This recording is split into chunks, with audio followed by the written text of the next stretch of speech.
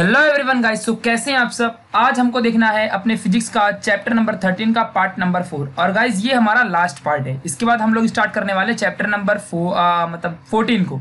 ठीक है, सो इस टॉपिक में हम पढ़ने वाले हैं चोक कॉइल क्या होता है, फिर कैपेसिटर और इंडक्टर में से किस तरीके से चार्जिंग और डिस्चार्जिंग का मैकेनिज्म चलता है, एलसी ऑसिलेशन क्या होता है हम ये जानेंगे, फिर सीरीज कनेक्शन में और पैरेलल कनेक्शन में किस तरीके से इंडक्टर और कैपेसिटर काम करते हैं। तो टॉपिक तो बहुत आसान है बट एग्जाम में भी आता है। यहाँ से तो क्या आएगा मैं आपको बता दूंगा। गाइस इस टॉपिक में इतनी बेस्ट नोट्स आपको मैं देने वाला हूँ कि आपको मतलब आप अपने बुक को एक बार पढ़ोगे ना, आपको बहुत ही बोरिंग लगेगा। लेकिन उसको मैंने एकदम फ्लो चार्ट में उस चीज को आज समझाया है जो एलसी हमारा ऑसिलेशन है उस टॉपिक को। ठीक है, तो एक बार अपने बुक्स में आप लोग रीड करिएगा। अगर नहीं समझा तो फिर आप इस चीज को देखो, या तो पहले इसी को देख लो वीडियो को और उसके बाद अपनी बुक्स को पढ़ो, तो फिर आपको डिफरेंस समझ जाएगा कि भाई फायदा क्या होने वाला आप लोगों को। ठीक है, चलो तो स्टार्ट करते हैं हम अगले वाले अपने इस सेशन को। ठीक है, तो आप मुझे यहाँ पे फॉलो कर सकते हो अगर करना चाहो तो। हैंड रिटन नोट्स अगर आपको चाहिए तो आप लोग टेलीग्राम ज्वाइन कर लो, डिस्क्रिप्शन में लिंक दी हुई है, वहां से क्लिक करके आप लोग ज्वाइन हो सकते हो ग्रुप को। वहां पे मैंने पहले से ही सारी नोट्स डाल रखी है, तो आप लोग चाहो तो ज्वाइन करके ले सकते हो। ठीक है, कोई इंक्वायरी हो तो आप मुझे यहाँ पे ईमेल कर सकते हो। ठीक है, तो चलिए स्टार्ट करते हैं अपने एसी सर्किट के लास्ट वाले पार्ट को। तो गाइस सबसे पहले इंफॉर्मेशन आपको देना चाहूंगा कि जो हमारा कैपेसिटर हो चाहे इंडक्टर हो, दोनों एनर्जी को स्टोर करते हैं। दोनों के दोनों स्टोर करते हैं एनर्जी को, इलेक्ट्रिकल एनर्जी को, दोनों ही एनर्जी को हमारे स्टोर करते हैं। अब देखना ध्यान से, जो हमारा कैपेसिटर होता है वो हमारे इलेक्ट्रिकल फील्ड के थ्रू कैपेसिटर हमारी एनर्जी को स्टोर करता है। हमने इसे ऑलरेडी इलेक्ट्रोस्टैटिक चैप्टर में देखा है किस तरीके से चार्जेस की मदद से हमारा कैपेसिटर एनर्जी को, दोनों प्लेट्स जो कैपेसिटर में रहते हैं है ना, इस तरीके से तो दोनों कैपेसिटर किस तरीके से प्लेट्स रहते हैं और फिर ये इसको स्टोर करता है एनर्जी को with the help of movement of charges in the electrical field, है ना, ई ऐसा करके हमने देखा था इलेक्ट्रिकल फील्ड में।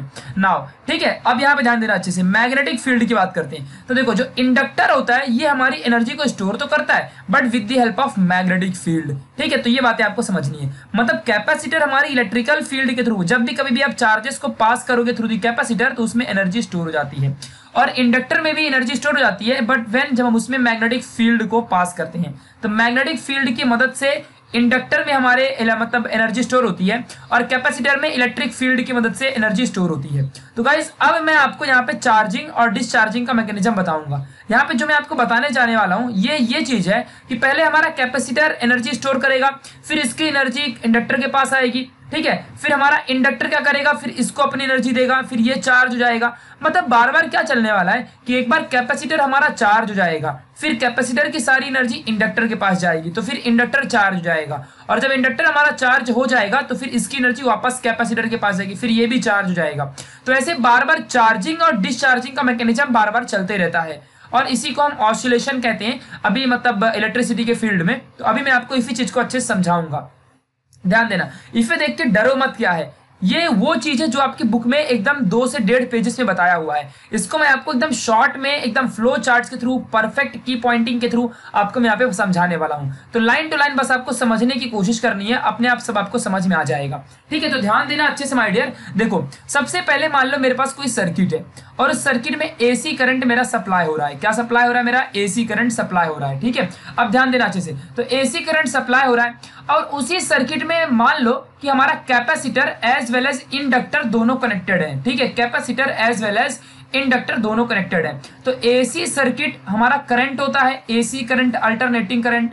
और करंट क्या होता है, करंट हमारा वो चीज कहलाती है जिसमें से चार्जेस हमारे फ्लो करते हैं। तो जब चार्जेस हमारे कैपेसिटर के पास जाएंगे, ये बात आपको समझना है। तो जैसे ही हमारा एसी करंट सप्लाई होगा टू दिस सर्किट में जहां पे हमारा कैपेसिटर कनेक्टेड है, जहां पे हमारा कैपेसिटर कनेक्टेड है, तो उस कैपेसिटर में चार्ज हो जाएगा, चार्ज आ जाएगा। मतलब अगर कैपेसिटर में से अगर आप किसी भी एसी सर्किट को पास करोगे, एसी सर्किट के या फिर एसी करंट को यार अगर आप पास करोगे तो जो करंट के पास हमारा चार्ज होता है वो कैपेसिटर में आ जाएगा। समझ गया, यानी कि हमारा जो कैपेसिटर है वो हमारा हो जाएगा चार्ज्ड। समझ गया, हमारा कैपेसिटर चार्ज हो जाएगा जैसे ही आप उसमें से एसी करंट को पास करते हो तो। ठीक है, अब जैसे ही हमारा वो कैपेसिटर फुल्ली चार्ज हो जाएगा तो क्या होगा जानते हो, वही चार्जेस जब बहुत ज्यादा कैपेसिटर में बढ़ जाएंगे चार्जेस, तो हम उसी कैपेसिटर को कनेक्ट करके रखते हैं थ्रू द इंडक्टर। अब इंडक्टर से जैसे हम उसे कनेक्ट कर देंगे तो माय डियर जानते हो यहाँ पे क्या होने वाला है, फिर उसमें से जो कैपेसिटर के पास ज्यादा चार्जेस थे वही सारे के सारे चार्जेस ट्रांसफर होंगे टू द इंडक्टर। समझ में आया कि नहीं समझ में आया, ये बातें आपको समझना है। मतलब पहले हम लोग क्या करने वाले, एसी एक हमको कोई भी सर्किट लेना है जिसमें से एसी करंट पास होता हो, हम उसमें कैपेसिटर और इंडक्टर दोनों को कनेक्ट कर देंगे। जैसे ही हमारा कैपेसिटर कनेक्ट होगा तो उसमें से जो एसी करंट पास हो रहा है उस एसी करंट के सारे चार्जेस कैपेसिटर में जाके चले जाएंगे, कैपेसिटर फुली चार्ज हो जाएगा। फिर क्या होने वाला है जानते हो, फिर जैसे ही हमारा कैपेसिटर चार्ज हो जाएगा तो इसमें के जो चार्जेस है वो ट्रांसफर होंगे टू द इंडक्टर। समझ गया, ट्रांसफर होंगे, कब ट्रांसफर होंगे, जब उसे कनेक्ट करेंगे। समझ गया। फिर उसके बाद क्या होगा, जैसे ही माय डियर इंडक्टर में बहुत ज्यादा करंट बढ़ेगा, स्टार्ट होगा फ्लो करना थ्रू द इंडक्टर, इंडक्टर के थ्रू जब हमारा करंट फ्लो करना स्टार्ट कर देगा, कब स्टार्ट करेगा, अब भाई जब चार्जेस कैपेसिटर में से इंडक्टर के पास आ गए, तो चार्ज तो हमेशा मूव करते हैं बेसिकली इस केस में, ठीक है। तो जब चार्ज मूव करते हैं तो what is the movement of charges, movement of charges होता है करंट। तो जब इंडक्टर के अंदर जो कैपेसिटर ने चार्ज दिया था तो वो इंडक्टर के अंदर चार्जेस मूव करेंगे, जब मोशन परफॉर्म करेंगे तो उसकी वजह से इसमें क्या होगा, करंट फ्लो होना स्टार्ट करेगा थ्रू द इंडक्टर। और जैसे ही माय डियर करंट मतलब फ्लो करना स्टार्ट करेगा, तो अब आप ही बताओ, जब हमारा करंट फ्लो कर रहा है तो अब उसमें इसका मतलब क्या है कि कंटिन्यूअसली कैपेसिटर से चार्जेस आते जा रहा है इंडक्टर में, और इंडक्टर में करंट फ्लो होते जा रहा है, मतलब कंटिन्यूअसली करंट हमारा जो है इंक्रीज होते जा रहा है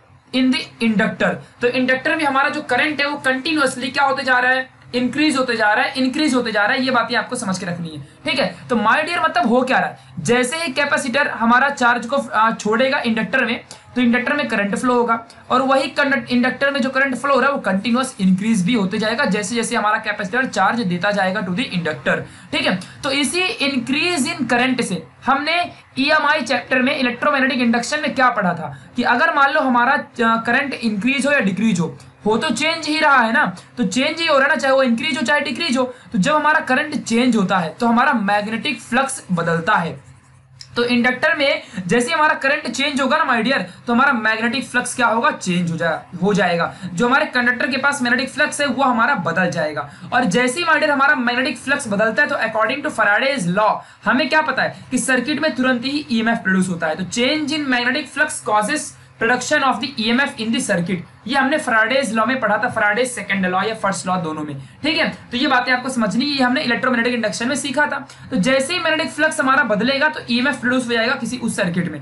और गाइस ये क्या हो रहा है, आप समझ भी रहे हो कि अब जो करंट जो फ्लो हो रहा है वो खुद से आया है, इंडक्टर हो चाहे कैपेसिटर हो, ये दोनों सर्किट में कनेक्टेड थे और सर्किट में ये खुद से करंट आया है ना, मतलब खुद से ही हमारा मैग्नेटिक फ्लक्स प्रोड्यूस हो रहा है ना। मतलब जिस सर्किट में कैपेसिटर और जिस सर्किट में इंडक्टर दोनों अटैच हैं एक ही सेम सर्किट में, उस सर्किट में हम बाहर से थोड़ी कुछ कर रहे हैं यार, उसी के अंदर ही अपने आप ये सारी चीजें हो रही है कि कैपेसिटर जो करंट फ्लो हो रहा है वो इससे स्टोर कर रहा है, उसी चार्ज को इंडक्टर के पास ट्रांसफर कर रहा है, फिर उसी में से करंट इंक्रीज होगा, फिर मैग्नेटिक फ्लक्स चेंज हो रहा है, फिर ईएमएफ प्रोड्यूस हो रहा है ना। तो ये ऑटोमेटिकली हो रहा है, मतलब जो ईएमएफ प्रोड्यूस हो रहा है उसी में हम सेल्फ इंड्यूस्ड ईएमएफ कह सकते हैं। क्या कह सकते हैं, सेल्फ इंड्यूस्ड ईएमएफ। क्यों सेल्फ इंड्यूस्ड ईएमएफ कह सकते हैं, बिकॉज हमने उसके लिए कोई बाहर से फोर्स नहीं लगाया है कि हमारा मैग्नेटिक फ्लक्स चेंज हो, मतलब उसी के अंदर ऑटोमेटिकली जो सर्किट है उसमें से कैपेसिटर का इस्तेमाल करके हमने इंडक्टर का इस्तेमाल करके करंट को इंक्रीज किया है और उसी इंक्रीज इन करंट ने कॉज किया चेंज इन मैग्नेटिक फ्लक्स। और जैसे मैग्नेटिक फ्लक्स चेंज होता है तो सर्किट में ईएमएफ इंड्यूस होता है और ऐसे ईएमएफ को हम लोग क्या कहेंगे, सेल्फ इंड्यूस्ड ईएमएफ। अब माय डियर जो हमारा यहाँ पे सेल्फ इंड्यूस्ड ईएमएफ है, तो अब इसके बारे में आप समझ लो, ये जो हमारा सेल्फ इंड्यूस्ड ईएमएफ है अब ये क्या होगा। अब हमको पता है कि करंट और इंड्यूस्ड ईएमएफ का मोस्टली डायरेक्शन अपोजिट ही चलता है, ठीक है, ये हमें मालूम है। तो अब देखो जैसे सेल्फ इंड्यूस्ड ईएमएफ हमारे सेम सर्किट में प्रोड्यूस होगा तो जो ये एसी करंट प्रोड्यूस हो रहा था, जो ये एसी करंट प्रोड्यूस हो रहा था ये इसको अपोज करेगा, यानी अब ये करंट हमारा बराबर फ्लो नहीं हो पाएगा। और माय डियर जैसे ही करंट हमारा बराबर फ्लो नहीं हो पाएगा तो हमारा कैपेसिटर फिर चार्ज होना बंद हो जाएगा, और जैसे ही कैपेसिटर चार्ज होना बंद हो जाएगा तो चार्ज ट्रांसफर भी बंद होगा। समझ रहे हो कि नहीं समझ रहे हो। और फिर जैसे ही चार्ज ट्रांसफर बंद होगा तो हमारा जो करंट है वो प्रोडक्शन भी बंद हो जाएगा। प्रोडक्शन बंद होगा तो मैग्नेटिक फ्लक्स भी हमारा क्या होगा, बदलना बंद हो जाएगा। मैग्नेटिक फ्लक्स बदलेगा तो ईएमएफ भी बंद हो जाएगा, यानी कि सेल्फ इंडक्शन खुद बंद हो जाएगा। यानी कि सेल्फ इंडक्शन जो हुआ ये खुद अपने पैरों पे कुल्हाड़ी मार रहा है। यानी कि अगर सेल्फ इंडक्शन जो है ये करंट के प्रोडक्शन को अपोज करेगा तो फिर करंट ही अगर बनना बंद हो गया तो फिर हमारा कैपेसिटर ही बंद हो जाएगा जो कि इंडक्टर को चार्ज दे रहा था, और फिर इंक्रीज इन करंट भी उसी की वजह से हो रहा था। तो ये सब पूरा प्रोसेस ही बंद हो जाएगा। मतलब समझ रहे हो, यानी कि ये क्या है, ये लेंजेस लॉ है। क्या है ये, कौन सा लॉ है, लेंजेस लॉ। लेंजेस लॉ क्या करता है, लेंजेस लॉ कहता है कि जो भी चीज है वो खुद के ही कॉज को अपोज करता है। मतलब जिसके वजह से ये खुद सेल्फ इंड्यूस्ड ईएमएफ प्रोड्यूस हुआ है, ये खुद के ही प्रोडक्शन वाले कॉज को, जिसके वजह से ये खुद प्रोड्यूस हुआ है, ये उसी को बंद करने में लग चुका है। समझ रहे हो ना। अब देखो सेल्फ इंड्यूस्ड ईएमएफ करंट की वजह से प्रोड्यूस हुआ है और ये करंट को ही अपोज कर रहा है, मतलब इतना महान बन गया है। समझ रहे हो, तो यही चीज यहाँ पे चल रही है। तो ये लेंजेस लॉ होता है, आगे चल के हम देखेंगे भी, डोंट वरी। ठीक है, तो ये चीज आपको समझ गई। नाउ माय डियर, अब यहाँ पे क्या होगा, अब देखो इसी के वजह से कैपेसिटर में जैसे ही अब हमारा सेल्फ इंड्यूस्ड ईएमएफ क्या करेगा, करंट को अपोज करेगा माय डियर। तो जैसे ही करंट हमारा अपोज होगा तो due to this charge on the capacitor, इसी के वजह से हमारा जो चार्ज ऑन द कैपेसिटर है वो डिक्रीज होगा। अब भाई सिंपल सी बात है कि अगर करंट हमारा डिक्रीज हो रहा है तो कैपेसिटर में चार्ज जाना बंद हो जाएगा, और जैसे ही कैपेसिटर में हमारा चार्ज जाना बंद हो जाएगा तो अब क्या होगा। अब देखो, अब इसका मतलब ये है कि इंडक्टर जो था हमारा वो फुल्ली क्या हो गया था, चार्ज हो चुका था, तभी ना हमारा ईएमएफ प्रोड्यूस हुआ। तो हमारा अब इसका मतलब क्या है कि कैपेसिटर का जो हमारा मतलब कैपेसिटर के पास जो चार्जेस थे वो कम हो चुके हैं और हमारे इंडक्टर के पास चार्जेस ज्यादा हो चुके हैं। समझ गया। तो जो हमारे पास चार्ज की एनर्जी थी ऑन द कैपेसिटर वो टोटली इक्विवेलेंट अमाउंट में हमारे इंडक्टर में भी स्टोर हो चुकी है। समझ गया। मतलब देखो अभी तक ईएमएफ प्रोड्यूस हुआ, इसका मतलब कुछ ना कुछ तो एनर्जी माय डियर इंडक्टर के पास गई है, तभी ना ईएमएफ प्रोड्यूस हुआ। ठीक है, तो जो हमारे पास कैपेसिटर के पास जो भी एनर्जी थी वो अब इंडक्टर के पास जा चुकी है, और अब कैपेसिटर की जो एनर्जी है वो डिक्रीज होना शुरू हो चुकी है due to self induced EMF, है ना। तो इक्विवेलेंट ऑफ अमाउंट ही गई होगी ना इंडक्टर में, ऐसा थोड़ी कि ज्यादा चली जाएगी। तो इक्विवेलेंट अमाउंट ऑफ में ही इंडक्टर के पास एनर्जी हमारी स्टोर हुई होगी। ठीक है, अब ऐसा क्या होगा, ध्यान देना अच्छे से। जैसे ही हमारी एनर्जी इंडक्टर के पास जाएगी तो माय डियर अब देखो, पहले हमारा कैपेसिटर चार्ज हुआ, फिर कैपेसिटर चार्ज होने के बाद ये इंडक्टर को चार्ज कर दिया। इंडक्टर जैसे चार्ज हुआ तो करंट प्रोड्यूस हुआ उसमें, और करंट प्रोड्यूस हुआ तो मैग्नेटिक फ्लक्स चेंज हुआ, ईएमएफ प्रोड्यूस हुआ। वही सेल्फ इंड्यूस्ड ईएमएफ ने करंट को अपोज किया, करंट अपोज हुआ तो अब कैपेसिटर हमारा डिस्चार्ज होना स्टार्ट हो जाएगा, है ना। कैपेसिटर हमारा देखो जैसे इसके पास चार्ज हुआ था तो ये धीरे धीरे करंट को दे रहा था इंडक्टर को, धीरे धीरे चार्जेस को इंडक्टर को पास कर रहा था, यानी धीरे धीरे कैपेसिटर हमारा डिस्चार्ज हो रहा था और इंडक्टर हमारा फुली चार्ज हो रहा था। अब आप ही समझो ना यार, जब हमारा कैपेसिटर के पास चार्जेस आए तो वो अपने चार्जेस को इंडक्टर को दे रहा है, और जब हमारे इंडक्टर को वो चार्जेस दे रहा है तो इट्स सो सिंपल ना माय डियर कि वो जो चार्जेस दे रहा है इंडक्टर को, तो इंडक्टर फुली चार्ज हो रहा है लेकिन कैपेसिटर डिस्चार्ज हो रहा है। फिर क्या होगा, जैसे सेल्फ इंड्यूस्ड का कंडीशन आएगी तो वापस से करंट डिक्रीज होगा तो कैपेसिटर और डिक्रीज हो जाएगा, कैपेसिटर और डिस्चार्ज हो जाएगा और इंडक्टर और ज्यादा चार्ज हो जाएगा। समझ गया। तो अब यहाँ पे क्या होगा, फुली यहाँ पे समझना अच्छे से, जैसे ही हमारा कैपेसिटर फुली डिस्चार्ज हो जाएगा, capacitor when capacitor fully discharge then all energy stored in the inductor. जब हमारा फुली एकदम अच्छे से पूरा का पूरा कैपेसिटर ने अपनी सारी चार्जेस को इंडक्टर को दे दिया, और अब कैपेसिटर कभी भी चार्ज नहीं हो सकता क्योंकि सेल्फ इंड्यूस्ड ईएमएफ ने करंट को प्रोडक्शन बंद कर दिया। तो अब हमारा जो कैपेसिटर है वो एकदम कम चार्ज हो चुका है, एकदम फुली डिस्चार्ज हो चुका है, तब हमारा इंडक्टर बहुत ज्यादा चार्ज हो जाएगा। क्यों? क्योंकि कैपेसिटर अपनी सारी एनर्जी किसको दे रहा है, इंडक्टर को। अगर कैपेसिटर ने सारी मतलब कैपेसिटर को अगर मैं कहूं कि ये फुली डिस्चार्ज है, इसका मतलब क्या हो गया कि उसने अपनी सारी एनर्जी को कंडक्टर को दे दिया, तभी ना डिस्चार्ज हुआ। समझ गया। तो अब यहाँ पे क्या होगा, अब समझने वाली बात है। अब जैसे ही कैपेसिटर हमारा फुली डिस्चार्ज हो गया और इंडक्टर फुली चार्ज हो गया, तो अब क्या होगा, वापस से कैपेसिटर हमारा फुली चार्ज होगा, फुली चार्ज होगा वापस से हमारा कैपेसिटर। कैसे? यहाँ पे कॉन्सेंट्रेशन का काम चलने वाला है। अब जैसे ही हमारा पूरा इंडक्टर, तो एक ही सर्किट में दोनों कनेक्टेड है, कैपेसिटर और इंडक्टर, जैसे ही हमारा कंप्लीट इंडक्टर फुली चार्ज हो जाएगा और कैपेसिटर फुली डिस्चार्ज हो जाएगा, तो वापस से क्या होगा, इंडक्टर क्या करेगा, फिर से हमारा करेगा start charging the capacitor again. तो वापस से हमारा इंडक्टर जैसे इसका ज्यादा कॉन्सेंट्रेशन होगा और कैपेसिटर का कम कॉन्सेंट्रेशन होगा, तो इस वजह से इंडक्टर वापस से अपने चार्ज को रिवर्स करना स्टार्ट करेगा और अपने सारे चार्जेस को वापस से कैपेसिटर को देगा। फिर कैपेसिटर पूरा चार्ज हो जाएगा, फिर जैसे कैपेसिटर चार्ज होगा तो वापस से फिर उसके चार्ज इंडक्टर के पास जाएंगे, फिर करंट इंक्रीज होगा, फिर मैग्नेटिक फ्लक्स, फिर सेल्फ इंड्यूस्ड में फिर डिक्रीज होगा, फिर पूरा इंडक्टर चार्ज होगा, फिर हमारा कैपेसिटर पूरा डिस्चार्ज हो जाएगा और फिर हमारा इंडक्टर पूरा चार्ज हो जाएगा। फिर जैसे ही हमारा इंडक्टर पूरा चार्ज होगा तो वापस से वो रिवर्स करेगा, फिर कैपेसिटर को वो चार्ज करेगा। तो ये चार्जिंग डिस्चार्जिंग मैकेनिज्म चल रहा है। मतलब एक बार कैपेसिटर पहले फुल चार्ज हुआ, फिर उसने इंडक्टर को फुल चार्ज कर दिया, और जैसे ही हमारे इंडक्टर फुल चार्ज हो गया तो वो वापस से क्या कर दिया, कैपेसिटर को वापस से चार्ज कर रहा है। यानी this is the charging and discharging mechanism. What is going on, charging and discharging process हो रहा है किसका, कैपेसिटर और इंडक्टर के बीच में। और यही गाइस जो बार बार सेम पीरियड ऑफ टाइम में हो रहा है, इसी को तो हम ऑसिलेशन कहते हैं। अब जरूरी नहीं कि ऑसिलेशन हमारा यही वाला ऑसिलेशन कहलाता हो, इधर से इधर बॉब जाए, यही हमारा ऑसिलेशन है। ठीक है, एक same given amount of period में सेम प्रोसेस बार बार परफॉर्म हो, उसी को हम ऑसिलेशन कहते हैं। तो ये हमारा फिलहाल एलसी ऑसिलेशन है। वाई, एल मीन्स हमारा inductor, C means capacitor. This is the LC oscillation, समझ गया। This is my LC oscillation, जिसमें कि हमारा पहले एसी सर्किट के थ्रू कैपेसिटर चार्ज होता है, फिर करंट को पास करता है इंडक्टर में। जब हमारा सारी एनर्जी कैपेसिटर की चली जाती है इंडक्टर के पास, कैपेसिटर हमारा फुली डिस्चार्ज हो जाता है। और जैसे ही कैपेसिटर हमारा फुली डिस्चार्ज हो गया और कैपेसिटर की एनर्जी पूरी इंडक्टर के पास जा रही है, इसका मतलब इंडक्टर हमारा फुली चार्ज हो चुका है। तो फिर से क्या होगा, due to higher concentration of energy in the inductor, ये अपनी चार्जेस को ट्रांसफर करता है इन द कैपेसिटर, और हमारा कैपेसिटर फिर से वापस से चार्ज होने लगता है। तो ये चार्जिंग एंड डिस्चार्जिंग मैकेनिज्म बार बार चलते जा रहा है। तो ये हमारा एलसी ऑसिलेशन कहलाता है माय डियर। ठीक है, ये बातें आपको समझनी है ना। अभी आपको तो मैंने नोट्स के थ्रू समझा दिया, बना दिया मैंने सारे नोट्स आपके लिए, जो कि आप शॉर्ट में एग्जाम के टाइम पे याद कर सकते हो। लेकिन आप अगर बोर्ड एग्जाम में लिखना, तो जो मैंने बताया है उसी चीज को आप इस पॉइंट में लिख डालना अच्छे से, मस्त तरीके से। ठीक है, समझा तो मैंने दिया। अब एक बार आप टेक्स्ट बुक रीड करोगे, ये प्रॉमिस करना मुझे, ठीक है। तो अब एक बार टेक्स्ट बुक जरूर रीड करना एलसी ऑसिलेशन वाले टॉपिक को, ठीक है। नाउ अब हम इसी चीज को आपके बुक के अकॉर्डिंग थियोरेटिकल कॉन्सेप्ट के साथ समझते हैं। सपोज माय डियर, जो मेरा कैपेसिटर है, इनिशियली जो चार्ज था उसके पास, जो एसी सर्किट से चार्ज आया था, वो क्यू नॉट था। वो टाइम टी इक्वल टू 0 पे है। ठीक है, मान लो 0 रेजिस्टेंस है उस वक्त इंडक्टर में भी हमारे, और 0 हमारा जो ये क्यू नॉट नाम का चार्जेस कैपेसिटर के पास गया है। तो जब चार्जेस हमारे कैपेसिटर, ये हमारा कैपेसिटर है और ये हमारा इंडक्टर है, तो जब हमारा स्टार्टिंग में करंट कुछ भी नहीं है, और जब हमारा धीरे धीरे हमारा कैपेसिटर चार्ज होना स्टार्ट करेगा, तो उसके पास एनर्जी स्टोर होगी। ठीक है, वो एनर्जी जानते हो कितनी रहेगी, वो एनर्जी रहेगी इलेक्ट्रोस्टैटिक वाली energy, 1/2 Q not upon capacitance. इतनी एनर्जी हमारे कैपेसिटर के पास रहेगी। अब देखो, अभी हमारा कैपेसिटर फुली चार्ज है, बट हमारा इंडक्टेंस एक भी चार्ज नहीं है। इसके पास जो एनर्जी है वो हमारी 0 है। कितनी है हमारे इंडक्टर के पास एनर्जी इस वक्त, अभी 0 है। अभी हमारा सिर्फ और सिर्फ कैपेसिटर ही चार्ज है। ठीक है, अब क्या होगा, ध्यान देना धीरे धीरे। अब अगले इमेज में चलते हैं। अगले इमेज में क्या होगा कि हमारा सर्किट है पूरा क्लोज। अब हमारा जो पूरा का पूरा मतलब करंट है वो पास होते जाएगा। ये जैसे भी पास हो रहा है करंट, हमारा पूरा का पूरा पास होगा। समझ रहे हो, निगेटिव से पॉजिटिव, पॉजिटिव से निगेटिव, जो भी हमारा करंट पास हो रहा है तो पास होगा।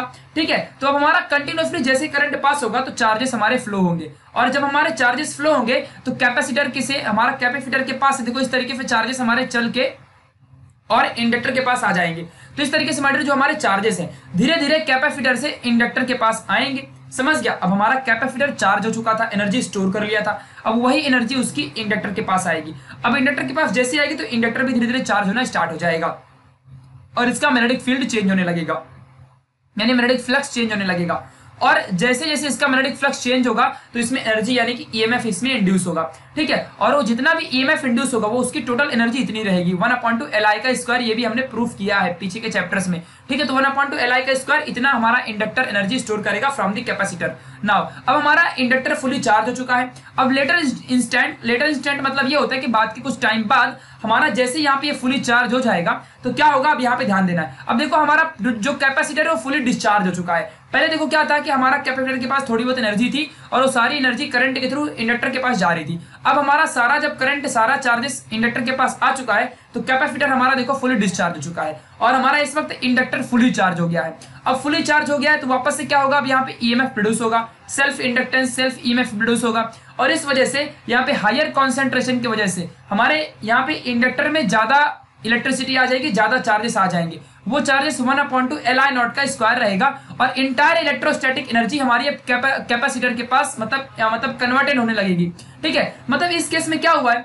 कि सारा का सारा कैपेसिटर की जितनी भी एनर्जी है, जितनी इलेक्ट्रोस्टैटिक एनर्जी हमारी कैपेसिटर कंटेन कर रहा था 1/2 Q स्क्वायर अपॉन C, ये पूरी इलेक्ट्रोस्टैटिक एनर्जी कैपेसिटर से इंडक्टर के पास जा चुकी है। ठीक है, अब क्या होगा, ध्यान देना अगले वाले प्लेट्स में, अगले वाले कंडीशंस में। अब क्या होगा, अब धीरे धीरे इंडक्टर के पास से हमारी एनर्जी वापस से चलना स्टार्ट करेगी टू द कैपेसिटर। ठीक है, तो अकॉर्डिंग टू लेंजेस लॉ, यही है ना लेंजेस लॉ, यहीं पे हुआ था ना कि सेल्फ इंडक्शन हुआ था, फिर वो अपने करंट को ही कॉज करेगा, है ना। तो करंट के फ्लो को यहाँ पे वापस से कॉज करेगा और इस वजह से चार्जेस की मैग्नीट्यूड डिक्रीज होगी और वापस से हमारे कैपेसिटर में चार्ज आना स्टार्ट हो जाएगा जैसे ही हमारा इंडक्टर ज्यादा चार्ज हो जाएगा। तो ठीक, वापस से हमारा चार्ज आएगा और वापस से हमारा देखो कैपेसिटर चार्ज हो रहा है, यानी कि क्या हो। और फिर देखो हमारा यहाँ पे क्या हो गया, वापस से हमारा देखो इंडक्टर्स जो है ये पूरा फिर से डिस्चार्ज हो गया और हमारा कैपेसिटर वापस से फुली चार्ज हो गया, ठीक है, ड्यू टू पोलैरिटी। ठीक है, और इतनी एनर्जी फिर से हमारे पास से हमारे मतलब कैपेसिटर में आ गई। तो चल क्या रहा है, हमारा पहले कैपेसिटर फुली चार्ज था ड्यू टू एसी करंट, फिर जब हमारा फुली चार्ज हो गया तो करंट हमारा वापस से मूव करने लगा, करंट मूव करके इंडक्टर के पास आया, इंडक्टर फुली चार्ज हुआ, इंडक्टर फुली चार्ज हुआ तो मेरा मैग्नेटिक फील्ड प्रोड्यूस हुआ, मैग्नेटिक फील्ड चेंज हुआ due to increase in the current, फिर से वापस से ईएमएफ प्रोड्यूस हुआ, फिर अपोज किया, लेंजर्स लॉ लगाया और वापस से जैसे हमारा इंडक्टर फुली चार्ज हुआ तो फिर कंसंट्रेशन इसका बढ़ गया और हमारा कैपेसिटर कम चार्ज हो गया। तो फिर से वापस से क्या होगा, इंडक्टर में से करंट जो है वापस से चल के आएगा हमारे कैपेसिटर के पास और कैपेसिटर हमारा वापस से चार्ज हो जाएगा। समझ गया? तो this is the charging and discharging mechanism, that is LC oscillation. ठीक है, तो ये बातें आपको समझ के रखनी है माय डियर। ओके, चलो, तो ये बस टॉपिक था, इसको कोई नोट्स बनाने जैसा था ही नहीं, तो इसलिए मैंने इसका कोई नोट्स वगैरह बनाया ही नहीं है। नाउ अब माय डियर हम पढ़ने जा रहे हैं इलेक्ट्रिक रेजोनेंस बारे में। भाई एग्जैक्टली हमारा इलेक्ट्रिक रेजोनेंस कहलाता क्या है, अब इसके बारे में हम समझते हैं। तो गाइज अब कुछ क्वेश्चंस आपसे पूछूंगा जो कि आपके बुक में देके रखा है, इसका भी नोट्स अभी आप बनाए नहीं हो, आगे चल के अभी देखो इसका नोट्स आपको दूंगा मैं, जो एग्जाम में पूछेगा उसकी नोट्स अभी आपको देता हूँ। बस थोड़ा सा ये क्वेश्चन है यहाँ पे, तो क्वेश्चन की क्या नोट्स बनाऊं यार, इसको मैंने बुक से ही आपको दे दिया, बस 2 मिनट रुको, अभी आपको पूरी नोट्स मिलेंगी। ठीक है, so now have you ever, कभी भी तुमने ऐसा सोचा है कि जो हमारी रेडियो होती है घर में, जो बाजा बजता है रेडियो, जो सेल से चलता है ना, देखो गांव में रेडियो बनाते हैं 9.1.1 एफएम रेडियो, नहीं कैसा है, रेडियो मिर्ची क्या क्या पता नहीं एफएम चलते हैं। ठीक है, सो रेडियो जो होता है उसके पास कौन सी सर्टेन अमाउंट ऑफ फ्रीक्वेंसी होती है, आपको पता भी है, जो फ्रीक्वेंसी होती है रेडियो की वो भी इलेक्ट्रिकल सिग्नल के फॉर्म में ही रहता है। तो जो हमारे फेवरेट चैनल्स होते हैं, जो ग्लासेस ब्रेक डाउन होते हैं ऑर्केस्ट्रा में, जो हमारा नहीं, ऑर्केस्ट्रा तो तुम देखे ही रहोगे, फिलहाल अगर तुम नॉर्थ इंडियन हो तो ऑर्केस्ट्रा के बारे में पता होगा, maybe I think Maharashtra में इतना ऑर्केस्ट्रा पॉपुलर नहीं है और होगा भी तो मुझे नहीं पता, बट नॉर्थ इंडिया में बहुत ज्यादा ऑर्केस्ट्रा चलता है और बहुत ज्यादा इसमें पैसे खर्च होते हैं। ठीक है, शादी वगैरह में, मतलब नॉर्थ इंडियन शादी तो यार मतलब पैसों का खजाना हालांकि हर जगह शादी अच्छी होती है बट ऑर्केस्ट्रा वहां पे होता है, मैंने देखा है इसलिए बता रहा हूँ, मैं गया तो नहीं हूँ and I am not north Indian, मैं सेंटर इंडिया से हूँ। ठीक है, दिल हूँ भारत का ना। अब यहाँ देखते हैं, तो फ्रीक्वेंसी जो होती है माय डियर, ये हमारे फेवरेट चैनल में कितनी होती है, जो भी हमारे चैनल्स होते हैं उसमें कितनी फ्रीक्वेंसियां चलती है, ये हमें समझना है। कभी ऐसे सिचुएशन को तुमने इनकाउंटर किया है, कभी ऐसा तुमने सोचा कि भाई कितनी फ्रीक्वेंसियां आती होंगी, ठीक है, और इसमें कितना फेनोमेनन होगा, मतलब what is the answer of resonance, मतलब रेजोनेंस क्या होता है, ये सारी फ्रीक्वेंसियां क्या होती है, कितनी फ्रीक्वेंसी, कितनी बैंडविड्थ वाली चीजें, वैसे भी हम सेमीकंडक्टर में ये सारी चीजें पढ़ेंगे। बट अभी भी सोच लो कि सर्किट की बातें चल रही है तो सोच लो कि मतलब क्या ऐसे हुआ होगा, मतलब कितनी फ्रीक्वेंसियां रेडियो में आती होंगी, सिग्नल में से कितनी आती होंगी, ऐसा कभी सोचा है? नहीं सोचा है। मतलब देखो, तो अब गाइस क्या होता है कि रेजोनेंस का फेनोमेनन जानते हो क्या होता है, जो हमारा पूरा सिस्टम है ना, सिस्टम उसके पास टेंडेंसी होती है टू ऑसिलेट पर्टिकुलर फ्रीक्वेंसी। मान लो मेरे पास एक रेडियो है, तो इस रेडियो में जो भी हमारे पास ऊपर से फ्रीक्वेंसी आ रही है, ठीक है, तो इस रेडियो के अंदर क्या होता है, जो भी फ्रीक्वेंसी रहती है इसके पर्टिकुलर फ्रीक्वेंसी को हम चेंज कर सकते हैं। तो जो हम चेंज करते हैं तो वो ड्यू टू ओनली हम लोग किसी अनदर फ्रीक्वेंसी की वजह से ही हम चेंज कर सकते हैं। तो जो किसी एक सिंगल फ्रीक्वेंसी की टेंडेंसी होती है to change the frequency of another particular frequency, मतलब एक फ्रीक्वेंसी के मैग्नीट्यूड को चेंज करने की जो टेंडेंसी है किसी दूसरे फ्रीक्वेंसी के पास है, किसी दूसरे सिस्टम के पास, इसी फिनोमेनन को हम रेजोनेंस कहते हैं। समझ गए, बात आपको समझना। और अगर नेचुरली हो तो इसे हम नेचुरल फ्रीक्वेंसी ऑफ ऑसिलेशन कहते हैं। ये बातें आपको समझ के रखनी है। ओके माय डियर, नाउ अब हम आगे बढ़ते हैं, आपको यहाँ पे चीजें दिखाएंगे। देखो, हमारे पास रेजोनेंस करने के लिए 2 टाइप के सर्किट होते हैं। एक होता है हमारे पास रेजोनेंस के लिए सीरीज में और एक होता है हमारे पास पैरेलल में। ठीक है, अब देखो आपको यहाँ पे एक शॉक लगने वाला है, मतलब सीरीज और पैरेलल में जो आंसर रहेगा दोनों का सेम रहेगा, बस ग्राफ हमारा अलग अलग रहेगा, इतना आपको समझना है। बस करंट मिनिमम मैक्सिमम के बेसिस पे सारी चीजें चलने वाली हैं। ठीक है, चलो तो समझते हैं फटाफट क्या चीजें यहाँ पे होने वाली हैं। ठीक है, देखो, तो मान लो अगर हमने सीरीज रेजोनेंस सर्किट बनाया, जिसमें हमने क्या किया है कि हमने इंडक्टर को, कैपेसिटर को और रेजिस्टेंस को एक साथ कनेक्ट कर दिया, यानी LCR सर्किट हमने बनाया। ठीक है, जिसमें से L, R और C हमारे कैपेसिटेंस, रेजिस्टेंस, इंडक्टेंस है। पूरे चैप्टर में तो यही तो है ही है। ठीक है, अब गाइस जो LCR सर्किट में रेजिस्टेंस नहीं होता है, उसमें इम्पिडेंस होता है। इम्पिडेंस में रेजिस्टेंस जैसा ही होता है, जो कि करंट के फ्लो होने को अपोज करता है, अपोजिशन टू द करंट। तो ये हमारा इम्पिडेंस होता है। इम्पिडेंस को हम किससे दिखाते हैं? इम्पिडेंस को माय डियर हम लोग जेड से दिखाते हैं, और इसका फॉर्मूला कुछ ये रहता है। कैसे आता है ये फॉर्मूला? R² प्लस XL, मतलब R² R क्या है हमारा? हमारा रेजिस्टेंस प्रोड्यूस ड्यू टू हमारा रेजिस्टेंस आर, ठीक है। एक्सएल क्या है, हमारा रेजिस्टेंस यानी reactance produce due to inductor, यानी कि मतलब कि हमारा इंडक्टिव रिएक्टेंस है वो।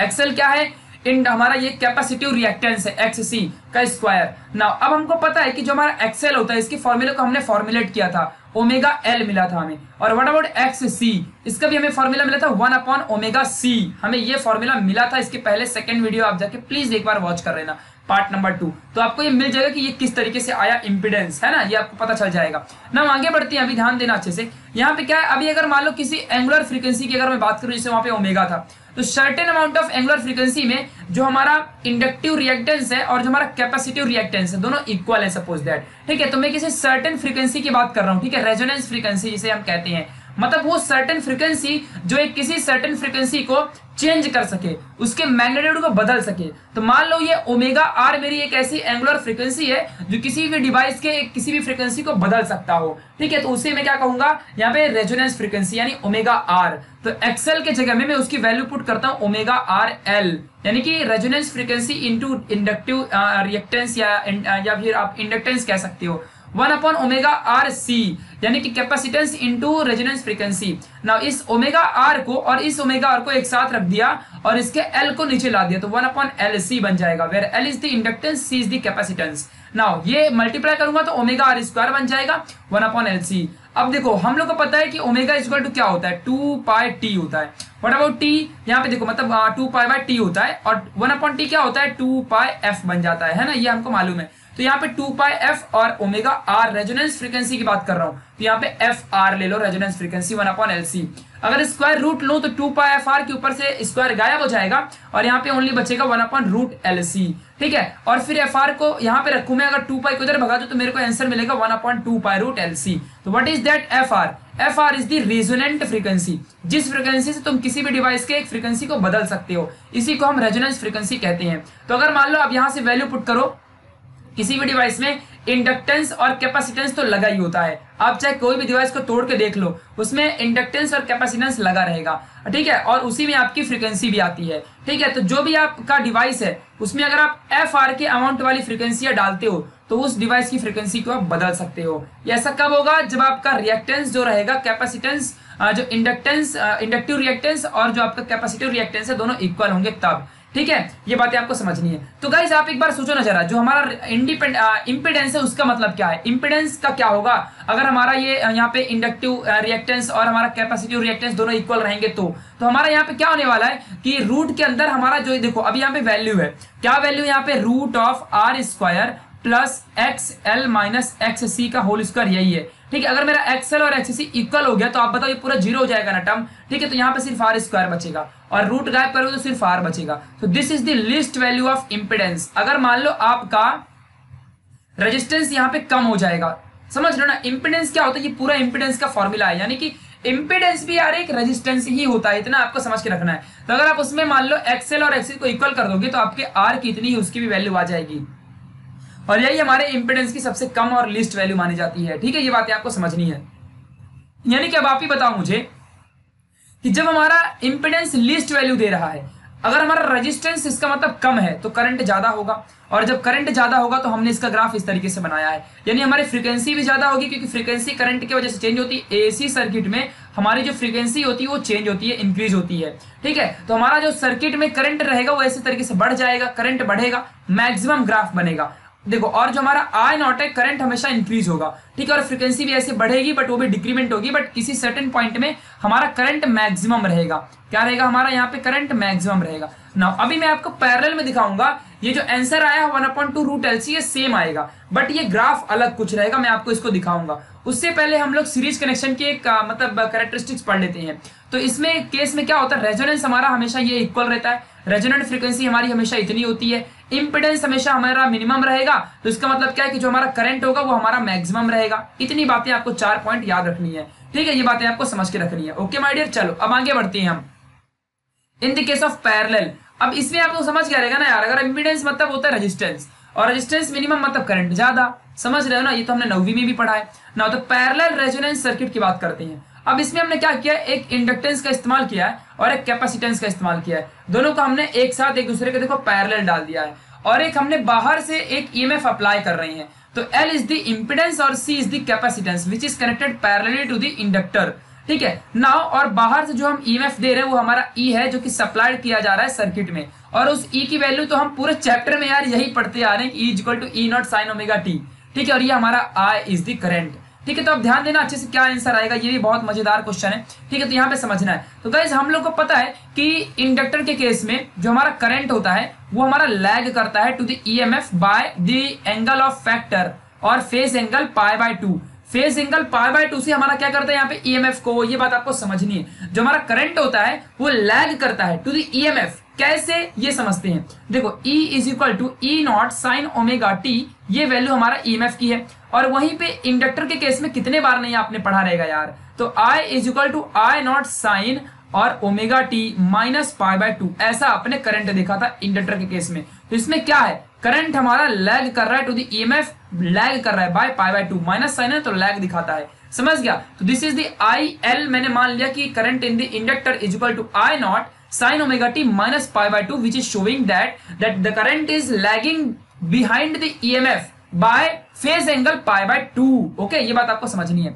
Now my dear, I not के जगह में E नॉट एक्सएल कैसे आया ये समझते हैं। सो E, अब देखो यहाँ पे समझना अच्छे से, E is equal to I, यहाँ पे समझना अच्छे से। देखो V is equal to IR होता है, ये वाला याद रखना। So E not is equal to I not, R आपको मिल जाएगा R, बट यहाँ पे हम इंडक्टर का इस्तेमाल कर रहे हैं तो हम इसके कैपेसिटिव जो हमारा इंडक्टिव रिएक्टेंस है इसका ही इस्तेमाल करेंगे। तो हमारा यहाँ पे इंडक्टिव रिएक्टेंस यानी एक्सएल, इसका इस्तेमाल करेंगे रेजिस्टेंस के जगह में। ठीक है, तो यहाँ पे आंसर हमें क्या मिलने वाला है, फाइनल आंसर हमें क्या मिलने वाला है। ठीक है, आई की वैल्यू अगर मैं निकालू तो क्या मिलेगा, E नॉट अपॉन एक्सएल। तो मैंने डायरेक्टली यहाँ पे देखो लिख दिया E not upon XL. XL भी एक रेजिस्टेंस ही होता है, बट इंडक्टर जो रेजिस्टेंस प्रोड्यूस करता है उसे हम एक्सएल कहते हैं। सिमिलरली अगर मैं कैपेसिटर की बात करूं तो यहाँ पे IC लगा लो, E नॉट अपॉन XC आ जाएगा, IC लगा तो XC आएगा ना नीचे, और साइन ओमेगा टी प्लस π/2। तो कैपेसिटर के केस में हमारा करंट लीड करता है, क्या करता है, लीड करता है, ये बात आपको समझना है। और EMF तो सब में सेम ही होता है। नाउ माय डियर, अब हमारा टोटल करंट क्या होगा इस पैरेलल सर्किट में, इस पैरेलल सर्किट में टोटल करंट हमारा क्या रहेगा।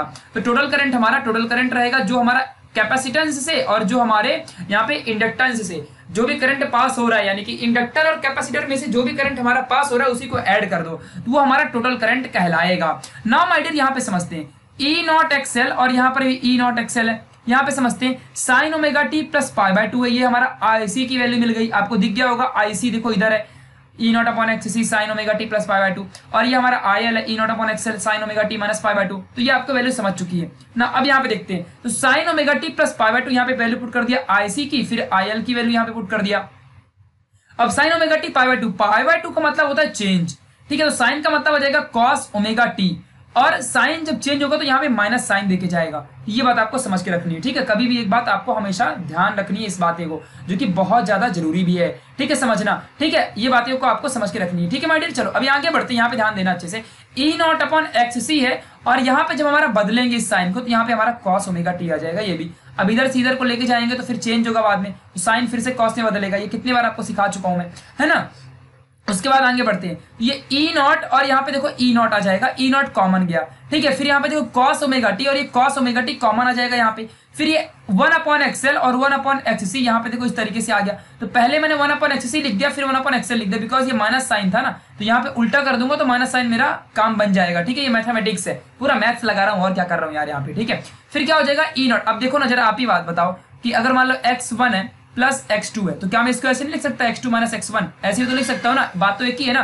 तो वैसे यहाँ पर क्या किया मैंने, यहाँ पर भी XC है और ये XL है, लेकिन XL के पास माइनस साइन है, तो मैंने बाद में माइनस XL लिख दिया और यहाँ पे पहले XC लिख दिया। एक ही बात, उसमें क्या फर्क पड़ता है। ठीक है, नाउ XC की जो वैल्यू है वो ओमेगा C है, और XL की वैल्यू है जो वो ओमेगा L है ना। ये वैल्यू होती है, देखो यहाँ पे मैंने लिख के भी दे दिया आपको। ठीक है, XC की वैल्यू ओमेगा C होती है, तो 1 अपॉन XC की वैल्यू क्या होगी, ओनली ओमेगा C होगी। अब देखो ना यहाँ पे, अगर मान लो XC की वैल्यू 1 अपॉन ओमेगा C है, तो ओमेगा C की वैल्यू क्या होगी, 1 अपॉन XC। इसका मतलब 1 अपॉन XC का मतलब ओमेगा C आएगा। देखो यहाँ पे 1 अपॉन XC की जगह में ओमेगा C लिखा है।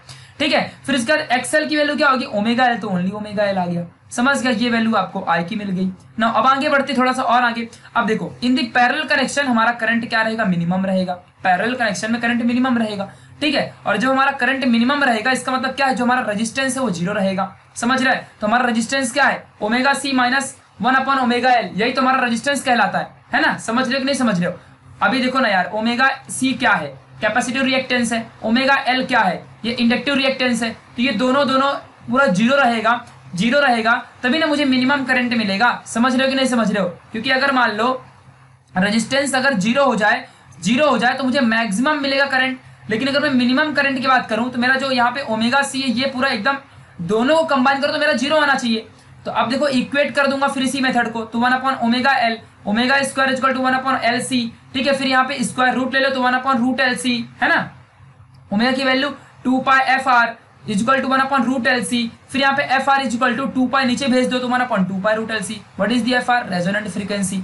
मिल गया कि नहीं मिल गया। देखो जरा सीरीज में भी यही आंसर आया था ना जो हमारे पैरेलल में आया, सेम आंसर आएगा। बट ग्राफ में यहाँ पे ध्यान दो, ग्राफ में हमारा करंट मिनिमम रहेगा जो कि नीचे के डायरेक्शन में आएगा, और वहां पे करंट हमारा ऐसे ग्राफ था, ऐसे हमारा ग्राफ था वहां पे। समझ रहे हो ना इस तरीके को, ऐसे हमारा यहाँ पे एफ आर का ग्राफ था, ठीक है। तो ये हमारे सीरीज का ग्राफ था, ये हमारे सीरीज का ग्राफ था, लेकिन ये हमारे करंट का ग्राफ है जो कि मिनिमम फ्रीक्वेंसी है। इस चीज को आपको समझना है जो कि बहुत ज्यादा माय डियर इंपॉर्टेंट है, ठीक है। तो ये बातें आप थोड़ा याद रखो जिससे कि आपका एग्जाम में बहुत ज्यादा फायदा हो जाए, ठीक है। चलो अब मैं इसके थोड़ा कैरेक्टर को बता देता हूँ आपको, कैरेक्टरिस्टिक्स क्या है।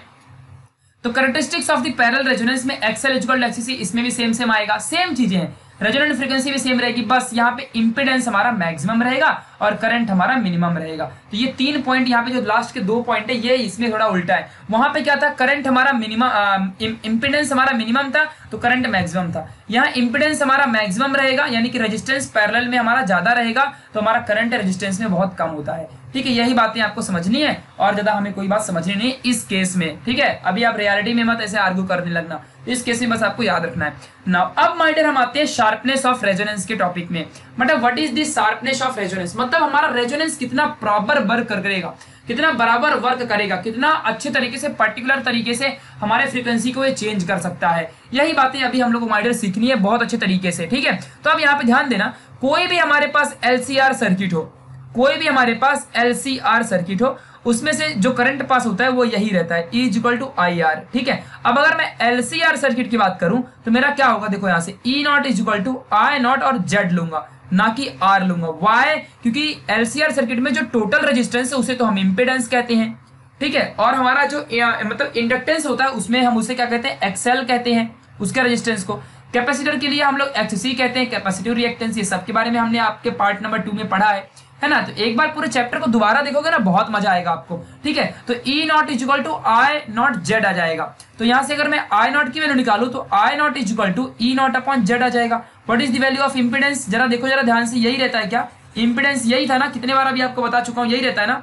ये बातें आपको समझ रखनी है, ठीक है। तो यही हमारा इंपेडेंस होता है, ठीक है। आप बोलोगे नहीं ऐसे नहीं होता, ऐसे होता है, तो चलो लिख देता हूं आपको उस तरीके से भी, एक्सएल माइनस एक्ससी का होल स्क्वायर, यही रहता है ना, यही ना इंपेडेंस, ठीक है। अब एक्सएल की वैल्यू क्या है, ओमेगा एल, एक्ससी की वैल्यू क्या है, ओमेगा सी, 1/ओमेगा सी। तो लिख दिया इसको यहाँ पे। बाकी तो यही हमारा एम्पलीट्यूड ऑफ द करंट रहता है, तो ये हमारा करंट हो गया, ठीक है। इतना करंट हमारे एलसीआर सर्किट में से पास होता है। मान लो जो हमारा ओमेगा है वो एक वेरिंग नेचर वाली एक फ्रीक्वेंसी है जिसका हमेशा नेचर बदलते रहता है और इसी के एक पर्टिकुलर वैल्यू पे हमारा जो फ्रीक्वेंसी होगी बदलती है, ठीक है। तो कभी इतना कितना अमाउंट ऑफ रेजोनेंस दिया जाए कि हमारा शार्पनेस बहुत अच्छा हो, बहुत अच्छी बैंडविड्थ आए, बहुत अच्छा हमें सुनाई दे, रेडियो बहुत अच्छे से चले, कौन सी फ्रीक्वेंसी हम देंगे।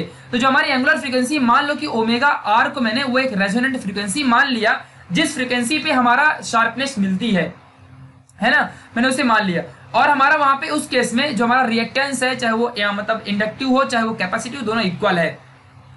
तो अगर इसको मैं इक्वेट करूं तो एक्सएल की वैल्यू कितनी होती है, ओमेगा एल, एक्सी की वैल्यू 1/ओमेगा सी, दोनों के इक्वेट कर दूंगा तो यहाँ पे omega R square equal to something आगे, फिर एलसी मिल जाएगा, वही चीज वैल्यू आने वाली है, देखो यहाँ से, ठीक है। तो यहाँ पे माइनस कर दो। अब देखो इस 1/ओमेगा आर सी को इस साइड लेके जाओ, मतलब इस साइड लेके जाओगे तो ये माइनस हो जाएगा, देखो ना यहाँ पे इस साइड आ गया माइनस हो गया, ठीक है। यहाँ पे लेके आओगे माइनस हो जाएगा, देखो ये पूरा माइनस हो गया, इक्वल टू 0, ठीक है। फिर यहाँ से ओमेगा आर कब चाहो तो साइड में ले सकते हो, omega R equal to 1/√LC, आप ये भी फाइंड कर सकते हो। तो वही बात है, मतलब कि अगर देखो ओमेगा एल है, अरे अभी तो इसको कराया था ना यार, ठीक है। ऐसा है तो यहाँ पे ओमेगा आर का स्क्वायर हो जाएगा आपके पास इक्वल टू और 1/LC हो जाएगा ये, फिर इसका स्क्वायर रूट ले लो तो omega R equal to √LC आपको मिल जाएगा। समझ गया ना, यही चीजें माय डियर आपको यहाँ पे मिलने वाली है और कोई बड़ी बात तो है नहीं। ठीक है, तो ये आपको ओमेगा आर 1/√LC इस तरीके से आपको मिलेगा। दैट्स इट, खत्म कहानी। नाउ अब हम एक ग्राफ के थ्रू समझते हैं, थोड़ा सा ग्राफ आपका रियल लाइफ का एग्जांपल का है। Now E I not is equal to, ये हमारा रूट मीन स्क्वायर एक वैल्यू है, मतलब I not is equal to E not upon R R. आप देखो ना, यहाँ से आप जरा निकालो ना उसकी वैल्यू, वही आपको मिलेगी। ठीक है, और यहाँ पे I is equal to E not upon √2r, ये भी आपको मिल जाएगा। अगर सपोज मेरा कैपेसिटिव रिएक्टेंस ज्यादा है एक्सेल से, तो किस तरीके से हमारी बैंडविड्थ बनेगी। देखो एक ग्राफ हमारा ऊपर से जा रहा है, एक ग्राफ हमारा नीचे से आ रहा है, तो इस ग्राफ के बीच का जो लेंथ है उसी को हम बैंड का विड्थ कहते हैं, जो कि 2 इंटू चेंज इन ओमेगा दिखाता है। चेंज इन ओमेगा यानी कि डेल्टा ओमेगा, इसकी वैल्यू ये होती है, मतलब पहले वाली फ्रीक्वेंसी कितनी है, दूसरी फ्रीक्वेंसी कितनी है, second frequency minus first frequency. मतलब देख रहे हो, देखो इधर सेकंड फ्रीक्वेंसी है, इधर पे हमारी पहली फ्रीक्वेंसी है, और जो मिडल में हमारी आती है वो हमारी रेजोनेंट फ्रीक्वेंसी कहलाती है। रेजोनेंट फ्रीक्वेंसी समझ गया, जो कि हमारी ओमेगा आ रही है, हमारी रेजोनेंट फ्रीक्वेंसी है। तो अभी हमारा यहाँ पे चेंज इन फ्रीक्वेंसी कितना होगा, कितना डिस्टेंस होगा हमारे फ्रीक्वेंसी का, तो जितना हमारा ओमेगा 2 है और जहां पे हमारा ओमेगा 1 है, इन दोनों के बीच का जो गैप है वही हमारा रेजोनेंट फ्रीक्वेंसी कहलाती है। ठीक है, तो आपके बुक के अकॉर्डिंग अगर गाइस मैं जाऊं तो जो शार्पनेस है, मुझे जो शार्पनेस दे रहा है, तो वो ओमेगा आर अपॉन 2 ओमेगा, यही हमारा डिफाइन करता है शार्पनेस को, यही हमारी वैल्यू जो है, यही हमारी शार्पनेस को डिफाइन करती है। ओमेगा आर है हमारी रेजोनेंट फ्रीक्वेंसी, 2 डेल्टा ओमेगा है हमारी चेंज इन 2 फ्रीक्वेंसी, यानी ओमेगा 2 और ओमेगा 1 के बीच में जो डिफरेंस है, जो चेंज है, वही हमारी डेल्टा ओमेगा है। ठीक है, ये बात को आपको समझना है ना। What is the Q factor? Q factor हमारा एक फॉर्मूला है जिसको आपको समझ के रखना है कि रेशियो होता है एक टाइप का। ये क्या होता है? एक रेशियो है, ratio of resonance frequency to the difference in the 2 frequencies. अब देखो रेजोनेंट फ्रीक्वेंसी ओमेगा आर होता है और डिफरेंस इन द 2 फ्रीक्वेंसीज, यानी कि हमारा यहाँ पे ओमेगा 2 माइनस ओमेगा 1, 2 फ्रीक्वेंसी के बीच का डिफरेंस और हमारा रेजोनेंट फ्रीक्वेंसी, इसी के बीच का जो डिफरेंस है वही हमारा क्यू फैक्टर कहलाता है। समझ गया? चलो इसी चीज को लिख के दिखाता हूँ अच्छे से आपको। देखो यहाँ पे तो Q factor is equal to जो हमारी रेजोनेंट फ्रीक्वेंसी है, ratio of resonant frequency to the difference between the two frequencies, and what is that? omega 2 minus omega 1, it is the 2 delta omega। तो यहाँ पे मैं 2 delta omega पुट कर दूंगा, तो omega r upon 2 delta omega मुझे मिल जाएगा। Now अब यहाँ पे इसी कॉन्सेप्ट को हम लोग यहाँ पे अप्लाई करते हैं। q इज इक्वल टू जो मैंने ऊपर लिख रखा है उसी चीज को यहाँ पे लिख दूंगा, यानी this is the resonant frequency which is omega r, and यहाँ पे जो 2 डेल्टा ओमेगा यही मेरा बैंडविड्थ कहलाएगा। बैंडविड्थ क्या होता है? मान लो देखो ये एक ऐसा ग्राफ है, समझना ध्यान से, और ये मेरा एक इस तरीके का ग्राफ है। ठीक है, तो मान लो अगर मैं बोलूं कि ये वाली जो फ्रीक्वेंसी ओमेगा 1 है, ये जो फ्रीक्वेंसी ओमेगा 2 है, और बैंडविड्थ होता है इसके बीच का डिफरेंस होता है, तो अगर मैं ओमेगा 2 में से ओमेगा 1 को माइनस कर दूंगा तो मुझे ये वाला बीच का वैल्यू मिल जाएगा। ठीक है, और यही मेरी पूरे, ये एक बैंड है, ये एक बैंड है, इन दोनों बैंड का विड्थ मेरा बैंडविड्थ कहलाता है। समझ गया? ये बातें आपको समझनी है। तो बैंडविड्थ क्या हो जाएगा फिर, और देखो तो क्या हो जाएगा, ओमेगा 2 माइनस ओमेगा 1 ही मेरा बैंडविड्थ होगा, और ये क्या होता है? 2 डेल्टा ओमेगा होता है। समझ गया? तो यही मेरा बैंडविड्थ कहलाएगा, यानी कि जो 2 डेल्टा ओमेगा है यही मेरा बैंडविड्थ होगा। समझ गया? वीडियो को बार बार रिवाइंड करके देखोगे ना समझेगा। तो 2 डेल्टा ओमेगा मेरा क्या है? बैंडविड्थ है, ये आपको समझ के रखना है। बाकी तो यहाँ पे लो -5 ओहम 15 ओहम, ये तो ऐसी वैल्यू दे के रखा है यार, वो तो आप अभी फिक्स वैल्यू थोड़ी है, वो तो एग्जांपल के लिए लिया है, तो उसको क्या समझाऊं मैं, वो तो कितना भी आप ले सकते हो, इट्स योर चॉइस, है ना। तो ये बातें माय डियर आपको समझ के रखनी है। इस केस में जो हमारा क्यू फैक्टर है ये डायमेंशन लेस क्वांटिटी होती है, ये बात आपको समझनी है। और ये शार्पनेस जितना ज्यादा हमारे क्यू की वैल्यू ज्यादा होगी उतनी ज्यादा हमारे फ्रीक्वेंसी की शार्पनेस होती है। वहीं पे देखो हमारा एफएम कभी कभी काम नहीं करता, तो हम ऊपर नीचे ईयरफोन को लगाते हैं तो हमारा एफएम बराबर तरीके से काम करने लगता है। ठीक है, तो ये हमारा क्या है, जितना ज्यादा हमारा क्यू फैक्टर रहेगा उतना ज्यादा हमारा शार्पनेस होती है, यानी फ्रीक्वेंसी बराबर मैच करनी चाहिए, वही हम चीज को यहाँ पे देखते हैं। ठीक है, तो यही हमारा क्यू फैक्टर जितना ज्यादा उतनी ज्यादा हमारी शार्पनेस होती है, ये बात आपको समझ के रखनी है। तो बस गाइस यही चीजें यहाँ पे हैं और कुछ नहीं, बस बहुत आसान है। ठीक है, तो बस इतना समझना है कि जो हमारा मतलब क्यू फैक्टर है उसकी जितनी ज्यादा वैल्यू रहेगी उतनी ज्यादा हमारे फ्रीक्वेंसी की शार्पनेस होगी। ठीक है, तो बस जो हम लोग ईयरफोन के थ्रू एफएम को लगाते हैं तो उसमें हम क्यू वैल्यू को ढूंढते हैं। अगर हमारी क्यू वैल्यू जिस पॉइंट पे ज्यादा मिलती है वहीं पे हमारा गाना अच्छा बजने लगता है ना, रेडियो वगैरह में। तो यही बातें आपको समझनी है, हमारी बराबर बैंडविड्थ होनी चाहिए, सारी चीजें हमारी अच्छी होनी चाहिए। ठीक है, यही बात इंपॉर्टेंट है ना। लास्ट टॉपिक हमारे इस चैप्टर का माय डियर जो हमारा चोक कॉइल है। अब ये चोक कॉइल क्या होता है ये समझते हैं पहले। देखो मान लो अगर कोई करंट, हमने ये 10वीं क्लास में ही पढ़ चुके हैं बट अभी थोड़ा समझ लो। मान लो अगर हमारे पास एक यहाँ पे क्या है, एक कोई भी कंडक्टर है। अब कंडक्टर में से क्या हो रहा है, हमारा करंट जो है मतलब जो करंट है बहुत ज्यादा तेज भाग रहा है। ठीक है, बहुत ज्यादा करंट इसमें से भाग रहा है। ठीक है, इस करंट को मुझे ना रिड्यूस करना है, तो मैं क्या करूंगा, मैं रेजिस्टेंस बढ़ा दूंगा, मैं जो ओहम की वैल्यू है ज्यादा बढ़ा दूंगा, रेजिस्टेंस ज्यादा कर दूंगा। तो मैं जब रेजिस्टेंस ज्यादा करूंगा और करंट तो उतना ही आ रहा है, नंबर ऑफ इलेक्ट्रॉन्स जो है वो उतने ही आ रहे हैं। अब हमको करंट के फ्लो को कम करना है तो मैं रेजिस्टेंस बढ़ा रहा हूँ। ठीक है, मैं रेजिस्टेंस बढ़ा रहा हूँ, तो ये रेजिस्टेंस बढ़ाने से इलेक्ट्रॉन का फ्लो थोड़ी कम होगा, हम जानबूझ के रोक रहे हैं। मतलब समझ रहे हो, अगर एक नदी में से, एक रिवर में से वाटर आ रहा है हमारा, तो पानी तो आएगा ही। अब हम बीच में डैम लगा रहे हैं, समझ रहा है, तो पानी तो आएगा ही ना, पानी आना बंद नहीं होगा। हम बीच में डैम लगा दिए हैं, वो अलग बात है। तो अब क्या होगा, एक न एक दिन ऐसा आएगा जब डैम को तोड़ के रिवर बाहर निकलने लगेगी, उसका कोशिश करेगी कि मैं डैम को तोड़ के निकल जाऊं। तो बस वही है, यही चीज यहाँ भी हो रही है। हम रेजिस्टेंस बढ़ा रहे हैं, हम क्या कर रहे हैं, हम माय डियर यहाँ पे रेजिस्टेंस हम लोग यहाँ पे अभी बढ़ा रहे हैं, ठीक है। इस चीज को आपको समझ के रखना है। तो यहाँ पे हम सिर्फ रेजिस्टेंस जब बढ़ाएंगे तो जो हमारा करंट है, ये करंट हमारा आएगा तो उतना ही।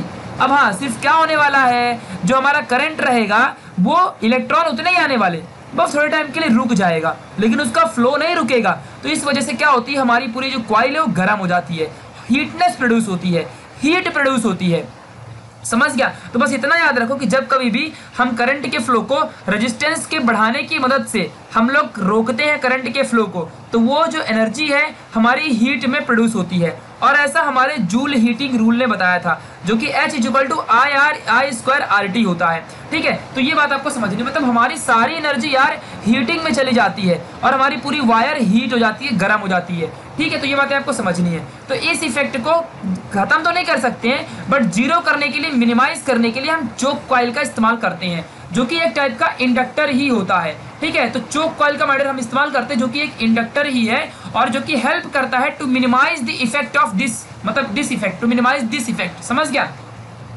तो ये बातें आपको समझ के रखनी है, जो कि बहुत ज्यादा इंपॉर्टेंट थी ना। अब अगर चोक कॉइल की बात करूं तो वहां पे बताओ, जो हमारा कॉस यहाँ पे फाई था, यानी कि जो हमारा पावर फैक्टर था, ये भी हमारा क्या था, ये हमारा R/Z था, यानी रेजिस्टेंस है।